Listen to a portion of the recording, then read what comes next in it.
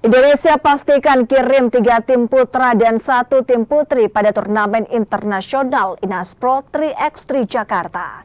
Persaingan di kedua sektor dipastikan akan berjalan ketat dengan kehadiran tim berkualitas dan pebasket 3x3 top dunia.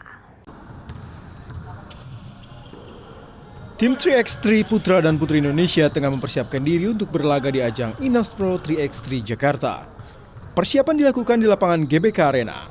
DPP Perbasi mengutus 4 tim untuk meramaikan event yang akan digelar 24 hingga 27 Juli di Parkir Timur Senayan. Dengan rincian 3 tim putra dan 1 tim putri. 1 tim putra berlabel Jakarta akan langsung bermain di babak utama. Sementara 2 tim lain dengan bendera Batavia dan South Jakarta akan berjuang dari kualifikasi. Sementara Jakarta Putri akan langsung tampil di babak utama. Head of Turnamen Inaspro 3x3 Antoni Gunawan memastikan turnamen akan berjalan seru. Pasalnya, pebasket 3x3 top dunia dipastikan akan tampil. Mereka akan membawa bendera tim masing-masing dalam turnamen level 2 dunia ini.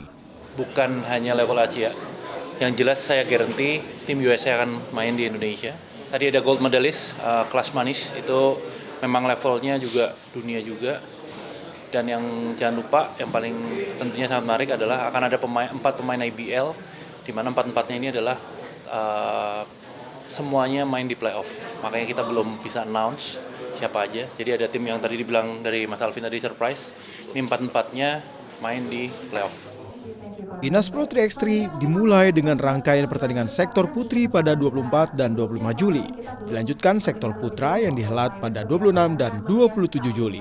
Adapun pemenang akan tampil pada turnamen World Tour Lausanne di Swiss.